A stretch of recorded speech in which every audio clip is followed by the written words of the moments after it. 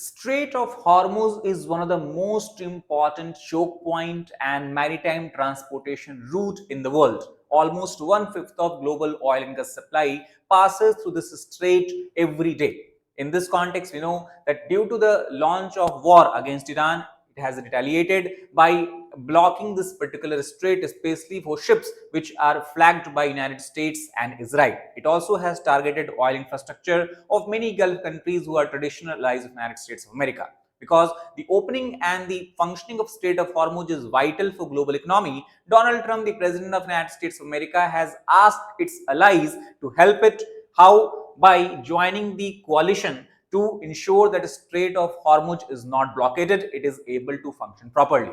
Interestingly, the allies of United States of America such as UK, Japan, Australia, they have rejected this demand of United States. So what led to these allies rejecting the demand of President Trump? And does it mean that US would be able to tackle this entire issue by itself, or whether it will be left alone tackling this entire crisis? So let us try to understand this in more detail. So first of all, to understand that what is the base context of this entire development, entire discussion. So we know that Iran has retaliated by blockading the Strait of Hormuz. It has created to some extent a global energy insecurity, and especially for consumers in Asia such as India, China, South Korea, Japan, and several Southeast Asian countries who are heavily dependent on this strait for their oil and gas supply. It is in this context US has requested the allies such as United Kingdom, France, Australia, Japan to send a naval armada to form a naval coalition, and the purpose is to escort oil tankers and gas tankers so they are able to successfully pass through this particular strait. The overall objective is to protect the shipping lanes, which is vital for the global energy security. Reopening of Strait of Hormuz is something which is possible only, Trump said, that if allies join the effort. Now, what is the relation of coalition? It seems that the coalition of willing, the term that was referred to allies countries, United States of America, especially in the context of Russia-Ukraine war, seems to be being used here as well in the case of Iran war. But if you look in detail or look, it clearly seems that coalition of willing is turning and becoming coalition of the cautious. Cautious means they do not want to put their army, defense forces just because United States they want to carefully examine the situation, and the message that is coming from most of the allies is such that they do not want to escalate the situation further. Their emphasis and focus is on de-escalation. They do not want to be directly dragged in the war that they believe US and Israel started in the first place without taking the allies into confidence. So allies are obviously reluctant to help and support United States of America, especially in the military sense. Diplomatic refusals are clearly being observed here in the terms of messaging that United States has been receiving for quite some days.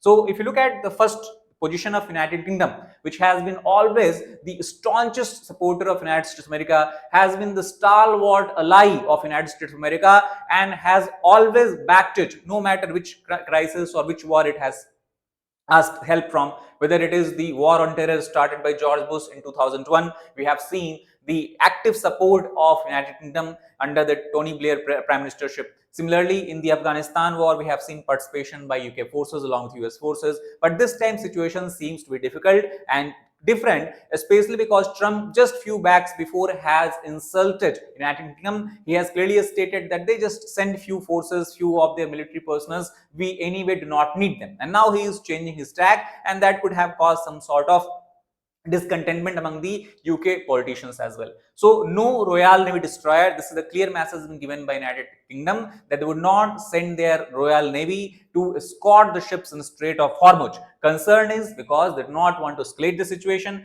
They want to avoid a regional war, or this can also be cause convert or easily transform into some large scale world war as such.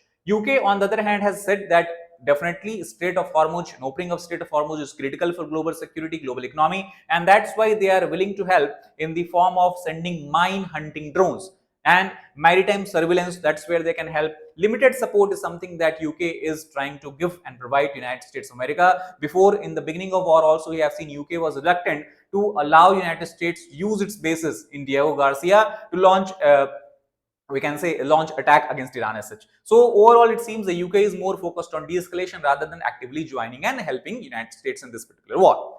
Australia, how it has responded? So the Minister of Australia, Catherine King, she has stated that Australia is trying to give a clear message. There is not going to be any naval deployment from Australian side in the help and support of US in the Strait of Hormuz. Economic preparedness, they have clearly said that definitely Australia is going to have some economic and financial problems because of the global economic crisis that might unfold in the future because of this escalating war, but they are preparing domestically to handle this. They would take a non-military approach to solve this problem. That means they are also focused on de-escalating it and also trying to find a diplomatic path to get out of this crisis.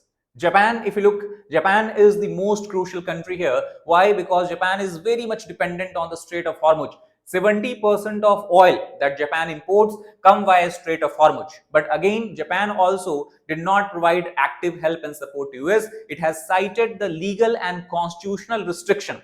Japanese Minister, Prime Minister have stated that for the deployment of self-defense forces of Japan, the threshold is very, very high. That means if Japan is attacked or there is a direct military threat, security threat to Japan, only in those cases Japan would be willing to send its self-defense forces, Japanese army, navy and all. Otherwise, no self-defense forces will be sent on a mission in the context of Strait of Hormuz crisis. So as we can see, UK, Australia, Japan all have said a clear no to US President's help, asking for the support for the naval coalition.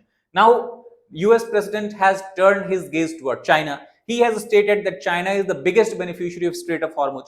China's most of the China's oil is coming from Strait of Hormuz itself. Iran and many Gulf countries are supplier. So in this context, it is the China who should share the burden of securing this sea lines of communication, securing this oil strait, and the responsibility fell on the shoulder of China as well. Thus, he asked China also to send its warship in the Strait of Hormuz to make it to ensure that it remains open. However, obviously China has not responded, and practically it seems impossible that China would send its navy to escort every ships out of Strait of Hormuz, especially in the case when Chinese ships are not being attacked at all. Iran and China are very strong allies, we know, and that's why any ship that is going to China, Iran is not taking any action, Iran is not attacking them. So economically, financially, or even from diplomatic terms, diplomatic sense, it does not make any sense for China to send its warship. Overall, if you talk about the Strait of Hormuz, definitely it is a very strategic choke point. As we can see from the satellite maps here, basically the ship maps here, you can see the amount of traffic that flows through this narrow Strait of Hormuz. This is all the Gulf countries, the major oil and gas supplier. Most of the export they do to Asia, and all of this we can say comes through this particular, most of the 70-80% of this comes through and passes through the Strait of Hormuz. So major global oil route, definitely there is no doubt in it, and any disruption in the shipping through this particular route creates a risk to the energy security of Asia and also at the global scale. Tanker traffic hub, that's how we can define it as. So in this context, we have to understand that Iran has blockaded, or Iran is continuously pressurizing that ships cannot move easily and comfortably through the Strait of Hormuz, because they're using it as a leverage, we can say, using it as a bargaining chip also, maybe for the future diplomatic solutions and all. So they have blockaded it, tension have risen, limited allied support is what we are seeing. United States and Israel, they seem to be fighting this war alone. Largely, other allies have not backed them, at least in the way how US would want. So it seems US is acting largely alone, and rising global energy risk is something that we might see in the future if situation do not diffuse fast and if situation is not resolved peacefully in a fast manner. So that's all for this particular video. If you like the video, please hit the like button, share it with aspirants, as well as subscribe to our channel for more such helpful content. Thank you very much.